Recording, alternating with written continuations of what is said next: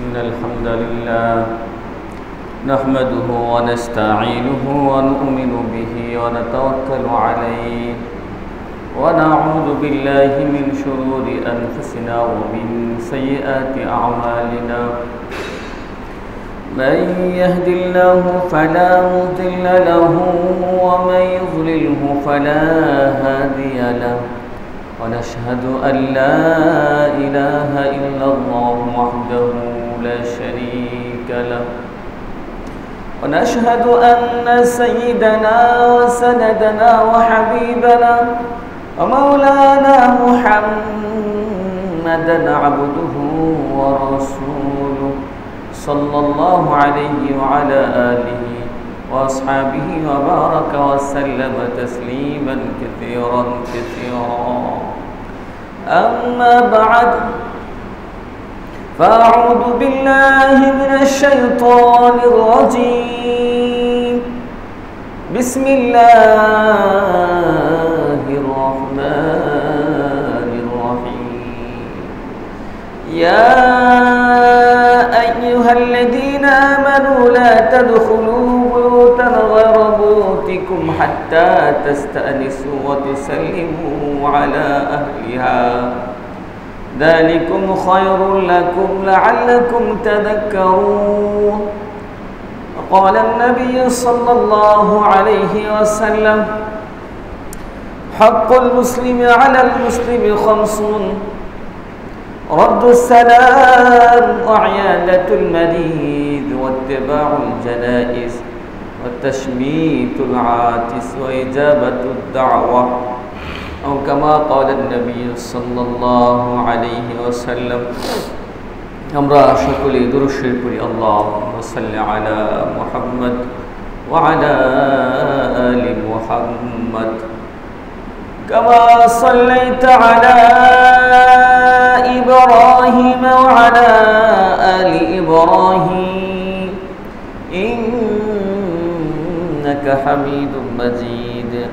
اللهم بارك على محمد وعلى آل محمد كما باركت على إبراهيم وعلى آل إبراهيم إنك حميد مجيد. بلغ العلا بكماله كشف الدجى بجماله حسنت جميع خصاله صلوا عليه وآله.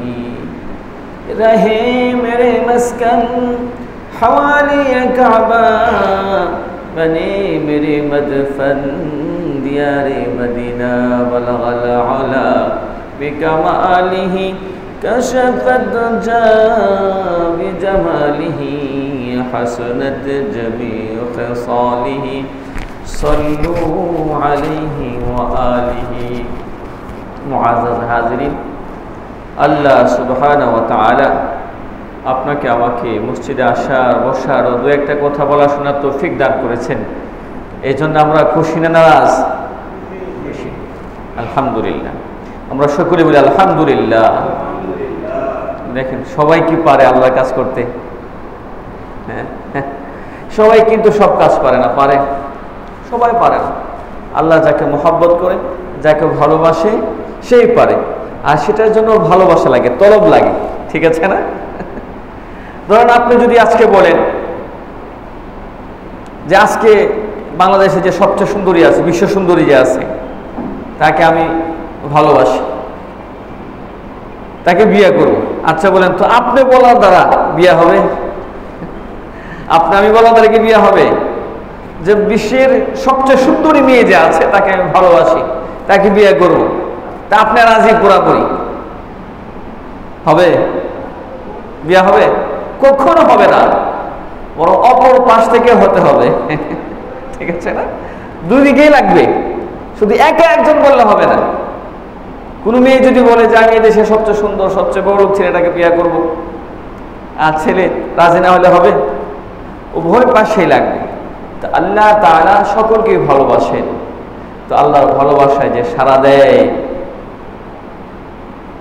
আল্লাহর ভালোবাসায় আল্লাহর প্রেমে যারা পাগল করা হয়, মসজিদে আজান শুনলে মুয়াজ্জিনের কণ্ঠে যখনই শুনে আল্লাহু আকবার আল্লাহু আকবার, আল্লাহ সবচেয়ে বড়, আল্লাহ সবচেয়ে বড়, তখন তার হৃদয়ে দোলা দেয় যে আল্লাহ তো আমাকে আহ্বান করছে আল্লাহ ঘরে যাওয়ার জন্য, আল্লাহ ভালোবাসে বিদায় এই আওয়াজ আমার কানে পৌঁছেছেন।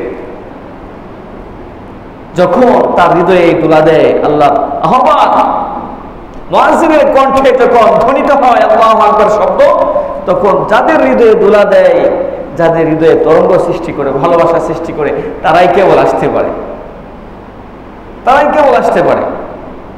এখন মুয়াজ্জিনের আজান হলো, আল্লাহর পক্ষ থেকে ঘোষণা হলো যে মসজিদে আসো, আল্লাহ সবচেয়ে বড় আওয়াজ ধ্বনিত হলো, আর আমরা বেখবর শুয়ে রইলাম, তাহলে তো হলো না। দেখেন, দুনিয়ার সব কিছু মিথ্যা হতে পারে, সব কিছু মিথ্যা হতে পারে, কিন্তু একটা জিনিস, মৃত্যু, এটা কি মিথ্যা? কি বলেন, মৃত্যু এটা কি মিথ্যা? কখনোই না।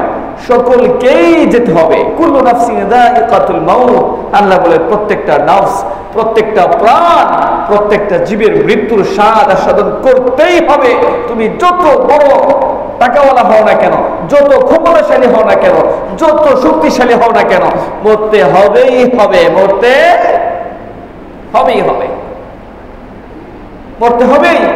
যে কোনো সময় আপনার আবার মৃত্যু চলে আসতে পারে, কিন্তু আপনার আমি বলতেও পারবো না। কি বলেন, বলা যায়? তিনটা বিষয়ের ইলম একমাত্র আল্লাহ তাআলা জানে। একটা হলো মৃত্যু, একটা মৃত্যু, আর একটা হলো রিজিক, আর একটা হলো কিয়ামত, আর একটা কিয়ামত। এগুলোর জ্ঞান আল্লাহ কাউকে দেন নাই, একমাত্র আল্লাহকে ছেড়ে গেছে, লিখে দিয়েছেন এগুলোর ইলম। তুমি বুজুর্গ, আমাদের মৃত্যু তো যে কোনো সময় আসতে পারে। জওয়ান কি মরে না? জন্ম মরে, বুড়া মরে, আবার কিশোরও মরে, আবার শিশুও মরে, মরছে কিনা?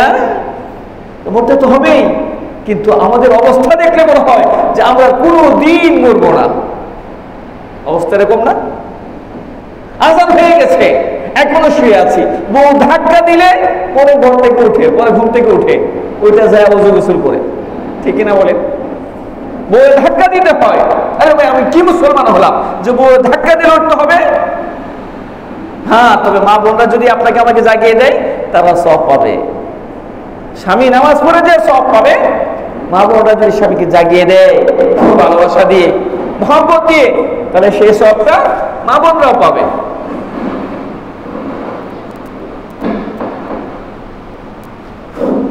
তো মেরে ভাই, তো বুজুর্গ, এই জন্য নবীজি বলেছেন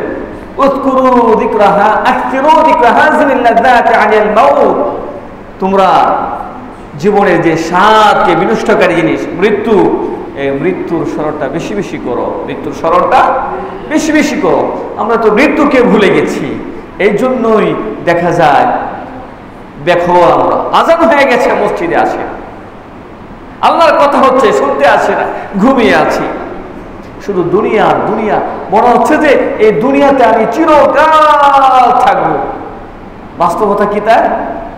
কখনো না। অথচ বিল্ডিং তৈরি করলাম, কোটি কোটি টাকা কামাইছি, বিল্ডিং মাত্র 5 তলা পর্যন্ত উঠছে, এর মাঝেই আপনার আমার ঘোষণা মসজিদ থেকে হয়ে যায় অমুকের ছেলে অমুক আর দুনিয়ার বুকে নাই। হয় কিনা ঘোষণা? কি বলেন, এই ঘোষণা হয় কিনা মসজিদ থেকে? হয়ে যায়। তো ভাই, এই দুনিয়া চিরস্থায়ী না, এই জন্য দুনিয়াতে থেকেই আপনাকে আমাকে চিরস্থায়ী ঠিকানার সামানা গোছাতে হবে। এই জন্য ঘরে শুয়ে থাকা না, আজান হলে মসজিদে চলে আসে, মসজিদে চলে আসে, কোনো ক্রমেই অলসতা না করা। এই অলসতা যারা করবে তারাই কিন্তু বিফল, তারাই কিন্তু ঠকে গেল, ক্ষতিগ্রস্ত হয়ে গেল। এই জন্য আজানের পরে আর কখনো বসে থাকে না, দোকান খোলা রাখতে নাই, বসে থাকতে নাই, ঘুমিয়ে থাকতে নাই। আজানের পরে আল্লাহ নিজে বলতেছেন, ইয়া আইয়ুহাল্লাযীনা আমানু ইযা নুদিয়া লিস-সালাতি মিন ইয়াউমিল জুমআতি ফাসআউ ইলা যিকরিল্লাহ। জুমার দিন যখন আজান হয়ে যায়, জুমার দিন যখন আজান হয়ে যায়, তখন দ্রুত করো, ফাসআউ ইলা যিকরিল্লাহ, আল্লাহর জিকিরের দিকে যাও, ফাসআউ ইলা যিকরিল্লাহ। এটা জানার পরেও যদি কেউ জুমার আজান হয়ে গেল ঘুমিয়ে আছে, তার মতো নাফরমান, তার মতো খাসারা ক্ষতিগ্রস্ত আছে নাই। ভাই, ব্যবসা তো পুরো জীবনে করতে হবে, করতে হবে না? চাকরি পুরো জীবনেই করতে হবে, এটা যেহেতু জীবনে একটা প্রয়োজন জীবন চালাতে। তো প্রয়োজনটা যদি আমি এটাকে একবার আবশ্যক করে নেই, বাকি আমার আসল যেটা আছে আখিরাত, আখিরাতকে যদি ভুলে যাই তাহলে তো হলো না। আখিরাতকে ভোলা যাবে না। আমাদের ঠিকানা কি? জান্নাত। আমাদের ঠিকানা কোনটা? জান্নাত। সেখানে যদি কিছু গুছাতে হবে, ভুলে গেলে চলবে না। আমাদের আসল ঠিকানা ওটাই। ওটা যদি কেউ ভুলে যায়, ওখানে যদি কেউ অসফল হয়, বিফল হয়, সব শেষ, সব শেষ। দুনিয়াতে আপনার আমার রিজিকে যা আছে সেটা আসবেই, সেটা আসবেই, ঘুমিয়ে থাকলেও আসবে, হ্যাঁ একটু দেরিতে আসবে। বাকি আপনার রিজিকে আমার রিজিকে যা আছে কেউ ফিরাতে পারবে না। কি বলেন, ফিরাতে পারবে? কেউ ফিরাতে পারবে না, আসবেই। এখন আমি যদি ধরেন অনেক টাকা কামাইলাম, 50 তলা বিল্ডিং করলাম, কারি টাকা কামাইলাম, স্বর্ণ রূপা গাড়ি বাড়ি করলাম, আমার রিজিকের চাইতে বেশি খাইতে পারবো?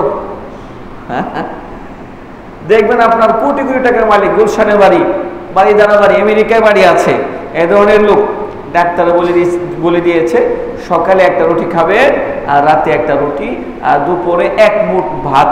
এর বেশি যদি খান তাহলে কাফনে কাপড় নিয়ে শুয়ে থাকবেন, কাফনে কাপড় নিয়ে ঘুমাবেন। বলে কিনা ডাক্তারে? মানে ও রিজিক যা ছিল তা খেয়ে ফেলেছে, এখন এই একটা রুটি আর 1 মুঠ ভাতে ও রিজিকে আছে, বেশি খেতে পারবে না। অথচ অভাব আছে, ও কি বলেন অভাব আছে? কোনো কিছুর অভাব নাই, কিন্তু রিজিকটা শেষ যে, এই জন্য একে পরিশ্রম হওয়া যাবে না রিজিকের জন্য। মালিকের উপর বিশ্বাস রাখতে হবে যে আল্লাহ দিবেন, আর আপনার আমার সাধ্যমতো চেষ্টা করে যাওয়া। কিন্তু এটাকে মাকসাদ না বানানো, উদ্দেশ্য না বানানো, বরং আপনার আমার উদ্দেশ্য কি? জান্নাত। আসল মাকসাদ কি আপনার আমার? বলেন, আমাদের আসল মাকসাদ কি? জান্নাত। ওখানে যেতেই হবে, জান্নাত আমাদেরকে কামাই করতেই হবে, আল্লাহর কাছে চায়া নিতেই হবে জান্নাত, নতুবা উপায় নাই। উপায় আছে? জাহান্নামের আগুনকে আমরা সহ্য করতে পারবো? বলেন, সহ্য তো করতে পারবো না। তাহলে জান্নাতে যেতে হবে। জান্নাতে যেহেতু যেতে হবে, আল্লাহর কাছে চাইতে হবে, চায়া জান্নাত নিতেই হবে আল্লাহর কাছ থেকে, যেভাবেই হোক কাঁদতে হবে, নামাজ পড়ে কাঁদতে হবে, আল্লাহ আমাকে জান্নাতের ব্যবস্থা করে দাও, আল্লাহ আমাকে মাফ করে দাও।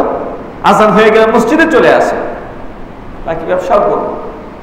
তো মেরে ভাই দোস্ত বুঝুন, আল্লাহ পাক রব্বুল আলামিন এই জাতিকে দুনিয়াতে পাঠাইছেন, মুসলিম জাতিকে, আর বলে দিয়েছেন কিছু হক আছে, একজনের উপর আরেকজনের কিছু অধিকার আছে। যেমন প্রতিবেশী, যারা আমরা একসাথে বসবাস করি তারা একজন আরেকজনের প্রতিবেশী, একজন আরেকজনের কি প্রতিবেশী। তাদের বিষয়ে আল্লাহ রাসূল সাল্লাল্লাহু আলাইহি ওয়াসাল্লাম বলতেছেন, বুখারী শরীফের হাদিস, আল্লাহ আল্লাহ আল্লাহ লা ইউমিনু, আল্লাহি লা ইউমিন, আল্লাহি লা ইউমিন, আল্লাহর কসম ওই ব্যক্তি কখনো মুমিন না, ওই ব্যক্তি কখনো মুমিন না, ওই ব্যক্তি কখনো মুমিন না।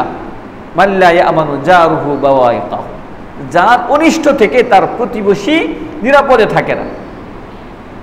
আপনি আমার প্রতিবেশী, আপনার ক্ষতি করলাম, মেয়ের বিয়ে আসতেছে, বিয়ে শুধু ভাঙিয়ে দেই, এরকম আছে না? এরকম শয়তানের অভাব নাই। ভালো একটা ফ্যামিলি থেকে মেয়ের ঘরের প্রস্তাব আসছে, গিয়ে আপনার পিন মেরে দিচ্ছে, বলছেন আমি এটা ভালো না, অথবা মেয়ের ভাব ভালো না, অথবা ওরা ফ্যামিলিগত বংশগতভাবে ভালো লোক না, এরকম কুটনামি করে কিনা বুঝিয়ে বলতেছেন, এই কুটনামি গুলো যারা করে ওরা প্রকৃত মুমিন না। 3 বার বলছেন আল্লাহর কসম, ওরা মুমিন না। প্রতিবেশীর অনেকগুলো হক আছে, আমাদের একটা হক হলো প্রতিবেশীকে কষ্ট দেওয়া যাবে না। প্রভুজি বলেন, জিবরিল আমাকে এত তাগিদ দিয়েছে প্রতিবেশীর হক সম্পর্কে, আমার মনে হচ্ছে যে সে অরেস বানায় দিবে। প্রতিবেশীকে কি বানায় দিবে? অরেস, মিরাজ দিতে হবে আমার। প্রত্যেক মুসলমান প্রতিবেশীকে মিরাজ দিতে হবে, এরকম একটা পরিস্থিতি হয়ে গেছে। মানে এত গুরুত্ব দিচ্ছে প্রতিবেশীর হকের বিষয়ে।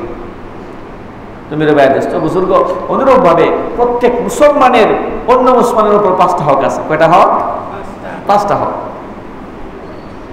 বুখারী শরীফে, মুসলিম শরীফে, তিরমিজি শরীফে, 3 কিতাবে এই হাদিসটা নিয়ে আসছে। এক মুসলমানের উপর আরেক মুসলমানের কয়টা হক? 5টা হক। 1 নম্বর রদ্দুস সালাম ওয়া ইয়াদাতুল মারিদ ওয়া ইত্তিবাউল জানাইজ তাশমিতুল আতিস ওয়া ইজাবাতু দাওয়াতি ওয়া ইজাবাতু দাওয়াত। 1 নম্বর রদ্দুস সালাম, সালামের উত্তর দেওয়া।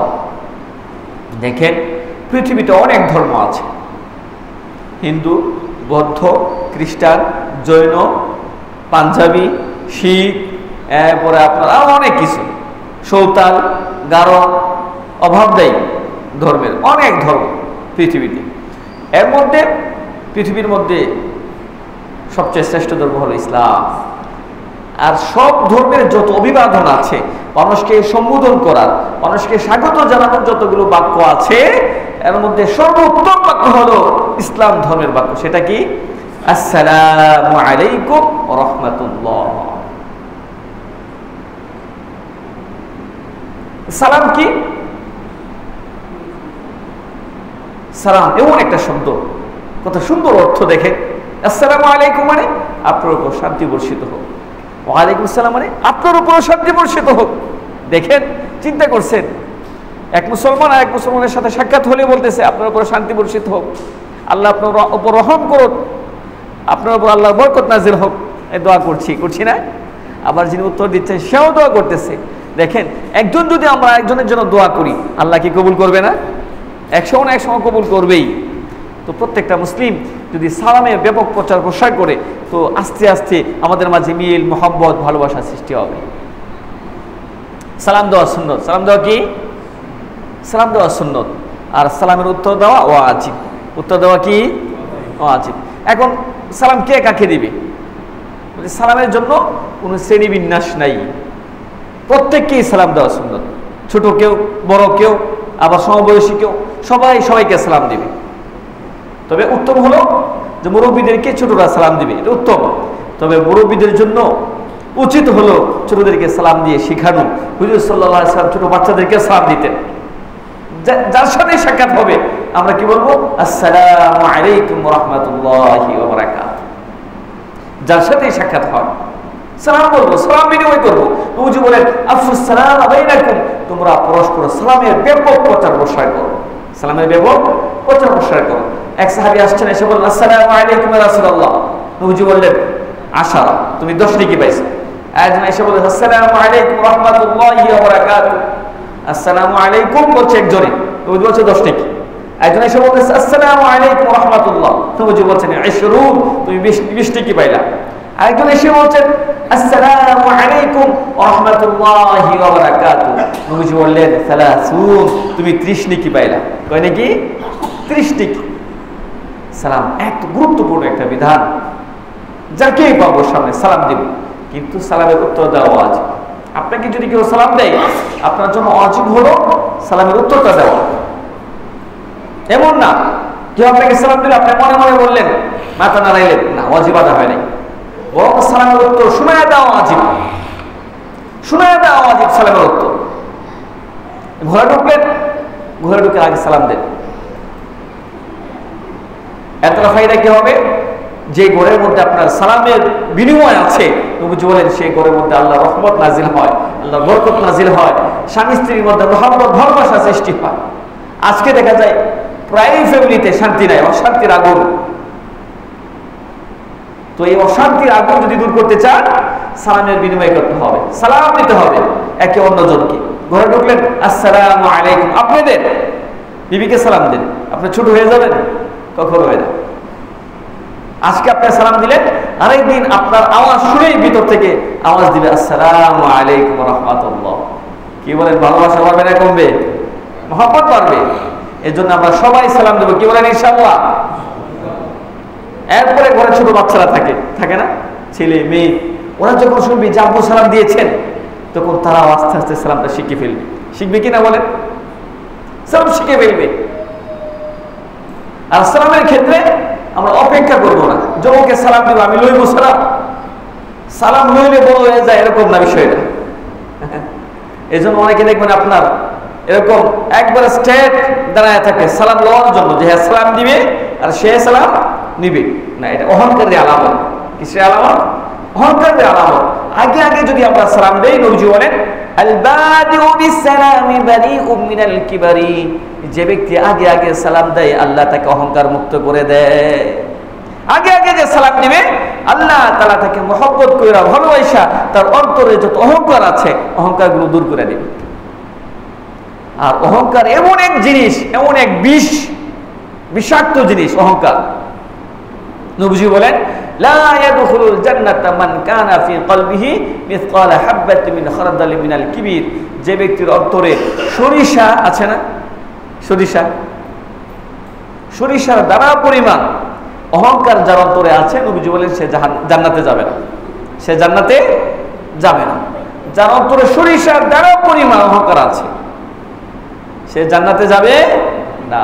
অহংকার কি? মানুষকে ছোট মনে করা, মানুষকে তুচ্ছ-তাচ্ছিল্য করা, এটাই অহংকার। কাউকে ছোট ভাবা যাবে না, কাউকে তুচ্ছ-তাচ্ছিল্য করা যাবে না। একটা মানুষ কালো, এর জন্য আমি তুচ্ছ করলাম, আচ্ছা কালো কে বানাইছে বলে তো দেখি? নিজে বানাইছে সে? আল্লাহ বানিয়েছেন, এর জন্য তাকে তুচ্ছ-তাচ্ছিল্য করা যাবে? খাটো, আমাদের এলাকায় বলে এটাকে পুইটা, খাটো যেটা আছে বাইটটা, অনেক এলাকায় বলে বাউনা, অনেক এলাকায় বলে বামন। এই যে খাটো হওয়াটা, এটার মধ্যে কি নিজের কোনো হাত আছে মানুষের? কে বানিয়েছেন? আল্লাহ, পরীক্ষার জন্য। আর আপনি যখন তাকে তুচ্ছ-তাচ্ছিল্য করলেন, এই খাটো বেটা যা, মানে আপনি আল্লাহর সৃষ্টিকে তুচ্ছ-তাচ্ছিল্য করলেন। তাকে, আল্লাহর সৃষ্টিকে, স্বয়ং আল্লাহকে আপনার তুচ্ছ-তাচ্ছিল্য করলেন। অহংকার চলে আসবে আপনার অন্তরে, এ থেকে বাঁচা খুবই মুশকিল এবং এটার জন্য জাহান্নামেও যেতে পারে। এই জন্য তুচ্ছ-তাচ্ছিল্য করা যাবে কাউকে বলেন? তো এই যে অহংকারটা দূর করার একমাত্র মাধ্যম হলো সালাম। অহংকার দূর করার একমাত্র মাধ্যম কি? সালাম, একমাত্র মাধ্যম। তো কোন মুসলমানের সাথে যদি সাক্ষাৎ হয়, দেখা হয়, প্রথমে আমরা সালাম দিব, আসসালামু আলাইকুম ওয়া রাহমাতুল্লাহ। আমরা সবাই বলি আসসালামু আলাইকুম ওয়া রাহমাতুল্লাহ। এই যে সালাম দিলাম, সালাম দেওয়ার পরে হাতে মুসাফা করলাম। আমরা একজন আরেকজনের সাথে মুসাফা করি না? ইংলিশে বলে হ্যান্ডশেক, আর বাংলায় বলে, আরবিতে বাংলায় বলে মুসাফাহা, হাত মিলানো। এর দ্বারা ফায়দা কি? নবীজি বলে, যদি কোনো ব্যক্তি সালাম দিয়ে পরস্পর মুসলমানরা হাত মিলায়, দুই হাত, এক হাত না, এক হাত মিলায় না, এটাকে হ্যান্ডশেক বলে, খ্রিস্টানদের তরিকা। দুই হাত মিলানো এটা মুসলমানের তরিকা, মুসাফাহা বলে এটাকে। কি বলে? মুসাফাহা, দুই হাতে। নবীজি বলেন, যদি কেউ সালাম দিয়ে মুসাফা করে মুসলমান, আল্লাহ তাআলা মেহেরবানি করে ছোট ছোট গুনাহ হয়ে যায় অনেক সময় আমাদের কথার দ্বারা, হাতের দ্বারা, পায়ের দ্বারা, ছোট ছোট গুনাহ। নবীজি বলেন এই ছোট ছোট গুনাহগুলো ঝরে পড়ে যায়। চিন্তা করছে কত বড় কথা! সালাম দিয়ে মুসাফা করলে দুই হাতে, আল্লাহ তাআলা জীবনে ছোট ছোট গুনাহ যেগুলো হয়ে যায় আমাদের কর্মে, আমাদের কথায়, আমাদের হাত দ্বারা, মুখ দ্বারা, জবান দ্বারা, পায়ের দ্বারা, আমরা বুঝি না, আল্লাহ মেহেরবানি করে এই মুসাফা করার দ্বারা সালাম দিয়ে সবগুলো গুনাহ ছড়ায় আনে। সালামের এত গুরুত্ব সালামের। এই জন্য আমরা সবাই সালামের ব্যাপক প্রচার প্রসার করবো তো ইনশাআল্লাহ। নবীজি বলছেন, অর্ডার দিয়েছেন, আমাদের থেকে আফসুস সালাম বাইনাকুম, তোমরা পরস্পর সালামের ব্যাপক প্রচার প্রসার করো, ব্যাপক প্রচার প্রসার করো। এর দ্বারা ফায়দা হয় কি? আমাদের অহংকার দূর হয়ে যাবে, অন্তর থেকে অহংকার দূর হয়ে যাবে। এই জন্য ছোটকে পাইলে, ছেলেকে পাইছেন কাছে, আসসালামু আলাইকুম, আব্বু কেমন আছেন, সালাম দেন, সালাম দেন। আমাদের নবী করিম সাল্লাল্লাহু আলাইহি সাল্লামকে সহজে কেউ সালাম দিতে পারতো না, আগে নবীজি সালাম দিয়ে দিতেন, তাই বলে কি নবীজি ছোট হয়ে গেছেন? সমস্ত সৃষ্টির মাঝে সর্বোত্তমকে আমাদের নবী সাল্লাল্লাহু আলাইহি সাল্লাম, এত শ্রেষ্ঠ, এত দামি নবী হওয়ার পরেও, সমস্ত নবীদের সরদার, সমস্ত রাসূলদের সরদার হওয়ার পরেও সবার আগে সালাম দিতেন। ওনার দাম কমে গেছে? কি বলেন, দাম কমে গেছে? এই জন্য কমে নাই। এই জন্য সালাম দিলে দাম কমে না, বরং সালামের উত্তর না দিলে দাম কমে। এই জন্য আমরা সবাই সালাম দেবো ইনশাআল্লাহ। কি বলেন? অপেক্ষা না সালামের জন্য, যে আমি এত বড় মানুষ, এত টাকাওয়ালা, এত মোটা, এত উষা, আমি সালাম দেবো কে? আমরা সালাম দিব, এমনটা করা যাবে না। এটা অহংকারের আলামত। আর অহংকার থাকলে ফায়দা কি? বললাম তো হাদিস, নবীজি বলতেছেন, যার অন্তরে বিন্দু পরিমাণ, সরিষার দানা পরিমাণ অহংকার থাকবে, সে জান্নাতে যাবে, সে জান্নাতে যাইতে পারবে না। এই জন্য অহংকার দূর করার একমাত্র মাধ্যম হলো সালাম। তুমি বেয়াদস্ত বুজুর্গ বলছিলাম যে মুসলমানের উপর, মুসলমানের 5টা হক, প্রত্যেকটা মুসলমানের, আর এক মুসলমানের উপর তার জন্য 5টা হক আছে। প্রত্যেক মুসলমানের উপর, আমার উপর আছে 5টা হক, আপনার উপর আছে, সবার উপর। একটা হলো রদ্দুস সালাম, যদি কেউ সালাম দেয় আপনার জন্য ওয়াজিব হলো সালামের উত্তর দেওয়া। সালাম দেওয়া কিন্তু সুন্নত, কিন্তু উত্তর দেওয়াটা ওয়াজিব। এখন আপনি সালাম দিলেন, 10 জন লোক আছে, একজন উত্তর দিলেই হয়ে যাবে, একজন উত্তর দিলেই হয়ে যাবে। 5 জন আছেন, 5 জনের পক্ষ থেকে একজন সালাম দিলে যথেষ্ট ইনশাআল্লাহ। 2 নম্বর হক হলো রদ্দুস সালাম ওয়া ইয়াদাতুল মারিদ, কেউ অসুস্থ হয়ে গেছে তাকে দেখতে যাওয়া, একটু সেবা করতে যাওয়া, এটা ওয়াজিব মুসলমানের উপর, মুসলমানের হক এটা। আপনার প্রতিবেশী অসুস্থ, আপনার আত্মীয় অসুস্থ, দেখতে যাওয়া এটা কি নবীজির সুন্নত এবং ওয়াজিব। দেখতে যাওয়া এটা হক মুসলমানের আপনার উপর। তো ফায়দা কি? হাদিসের মধ্যে আসছে, যদি কোনো মুসলমান অন্য মুসলমানকে দেখতে যায়, সেবা করতে যায়, অসুস্থ রোগীকে দেখতে যায়, নবীজি বলেন সকালে দেখতে গেলে সকাল থেকে নিয়ে সন্ধ্যা পর্যন্ত, আবার সন্ধ্যায় দেখতে গেলে সন্ধ্যা থেকে নিয়ে ফজর পর্যন্ত 70,000 ফেরেশতা তার জন্য দোয়া করে। 1000 ফেরেশতা, 70,000 ফেরেশতা দোয়া করে। চিন্তা করছেন? আবার এই হাদিসের মধ্যে আসছে, নবীজি বলেন জান্নাতের মধ্যে ওর জন্য বিশাল বড় একটা বাগান আল্লাহ বরাদ্দ দিয়ে দেন। তাহলে রোগী দেখলে ফজিলত আছে না নাই? রোগীর সেবা করলে ফজিলত আছে না নাই? অনেকে আছে এটাকে বুঝা মনে করে, চাপ মনে করে, না, ইবাদত মনে করে রোগীর সেবা করা। কি মনে করে রোগীর সেবা করা? ইবাদত। রোগীর সেবা করা কি বলেন? ইবাদত। বিশেষ করে মা বাবা ওদের সেবা করতেই হবে, ইবাদত, অনেক বড় ইবাদত। প্রতিবেশী অসুস্থ, তার একটু সেবা করা অনেক বড় ইবাদত। দেখতে যাওয়া অনেক বড় ইবাদত। তাকে সান্ত্বনা দেওয়া অনেক বড় ইবাদত। তিরমিজি শরীফের হাদিস যে 70,000 ফেরেশতা তার জন্য দোয়া করে। যদি সকালে দেখতে যায় সকাল থেকে নিয়ে সন্ধ্যা পর্যন্ত, আবার সন্ধ্যা দেখতে গেলে সন্ধ্যা থেকে নিয়ে ফজর পর্যন্ত 70,000 ফেরেশতা তার জন্য মাগফিরাতের দোয়া করে। আবার কেউ যদি এমনি দেখতে যায় কোনো রোগীকে, ফেরেশতা আসমান থেকে ঘোষণা দেয়, হে যুবক, হে মুসলমান, তুমি মুবারক হও, তোমার এই আগমন মুবারক হোক, আল্লাহ তাআলা তোমার জন্য জান্নাতে একটা ঘর বানায় দিয়েছেন। হাদিসের কথা। আপনি যদি রোগী দেখতে যান, আল্লাহ জান্নাতে আপনার জন্য একটা ঘর বানায় দিবে। এই জন্য আমাদের প্রতিবেশী, আমাদের আত্মীয় স্বজন অথবা মা বাপ যদি অসুস্থ হয়ে যায়, তাদের সেবা ইনশাল্লাহ করবো তো? ইনশাল্লাহ সেবা করবো, নিজেদের সাধ্য অনুযায়ী যতটুকু করা যায়। সাধ্যের বাইরে তো আর করা যাবে না, যতটুকু করা যায় মা বাবা আত্মীয় স্বজন সবার সেবা করার চেষ্টা করবো ইনশাআল্লাহ। এটাই তো জীবন, কয়দিন আর বাঁচবো বলেন? হাদিসে এসছে কিয়ামতের দিন আল্লাহ নিজে বলবেন যে আমি অসুস্থ ছিলাম, তুমি আমার সেবা করো নাই। তখন বান্দা বলবে, আল্লাহ আপনি তো মহান রব্বুল আলামিন, আপনার সেবা কিভাবে করবো, আর আপনি তো অসুস্থ হন না। তখন আল্লাহ বলবে যে অমুক অসুস্থ ছিল, অসহায় ছিল, তোমার সুযোগ ছিল একটি সেবা করার, কিন্তু তুমি তাকে দেখতেও যাও নাই, তুমি তাকে দেখতেও যাও নাই। চিন্তা করেন, আল্লাহ তাআলা যদি আটকে দেয় এই কথা বইলা, আমরা কি মুক্তি পাবো? মুক্তি পাওয়ার কোনো পথ আছে? কোনো পথ নাই। এই জন্য আমরা রোগীর সেবা করবো ইনশাআল্লাহ। সবাই করবো তো? সবাই ইনশাআল্লাহ। বিশেষ করে মা বাবা আত্মীয় স্বজন যারা আছে ওদের সেবা অবশ্যই করবো। তো মুসলমানের হক দুইটা গেল, একটা রদ্দুস সালাম, 2 নম্বর ইয়াদাতুল মারিদ, 3 নম্বর ইত্তিবাউল জানাইজ। কোন মুসলমান মারা গেলে তারা জানাজায় শরীক হওয়া। আবার জানাজা পড়ে যদি কেউ কাফন দাফন পর্যন্ত অবস্থান করে, নবীজি বলেন সে 2 কেরাত সব পাবে। কয় কেরাত? 2 কেরাত। আর 1 কেরাত সমান উহুদ পাহাড় সমপরিমাণ। উহুদ পাহাড় কত বড়, যারা হাজী সাহেব আছেন, গেছেন, দেখছেন, অনেক বড় উহুদ পাহাড়। এই উহুদ পাহাড় পরিমাণ সওয়াব দিবে আল্লাহ তাআলা যদি জানাজা পড়ে। জানাজা পড়ে যদি দাফন পর্যন্ত আমরা অবস্থান করি, অপেক্ষা করি, দাফনের শরীক হয়, নবীজি বলেন আরেক কেরাত সওয়াব পাবে সে। কত বড় সওয়াব না? অনেক সওয়াবের কাজ।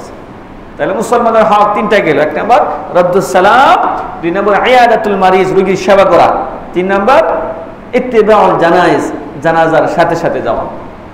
4 নম্বর হলো তাশমিতুল আতিস।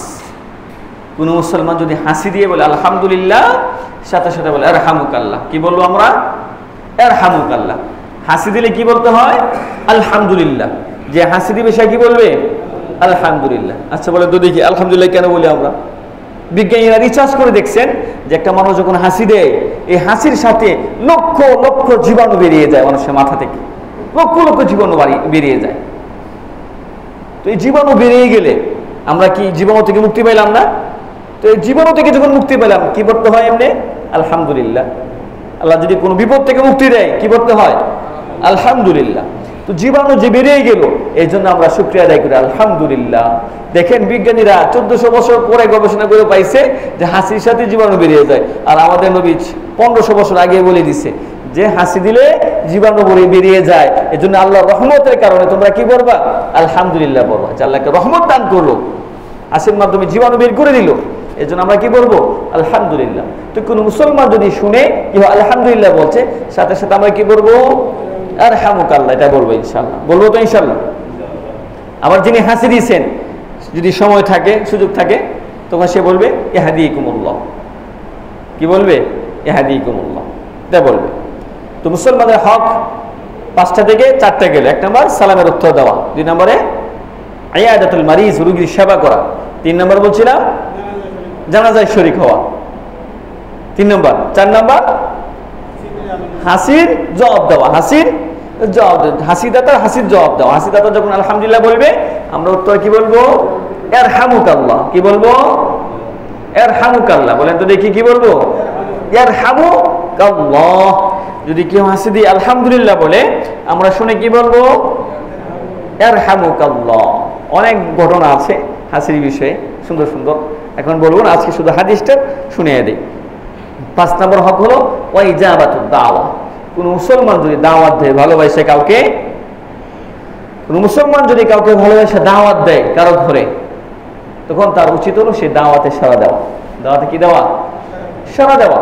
আপনাকে ভালোবাসি বিধায় তো আপনাকে দাওয়াত দিচ্ছেন, আপনার ঘরে খানার দাওয়াত দিচ্ছে, আপনাকে তার ঘরে খানার দাওয়াত দিচ্ছে, তো আপনার জন্য উচিত হলো, মুসলমানের হক হলো আপনার তার দাওয়াতে শরীক হওয়া।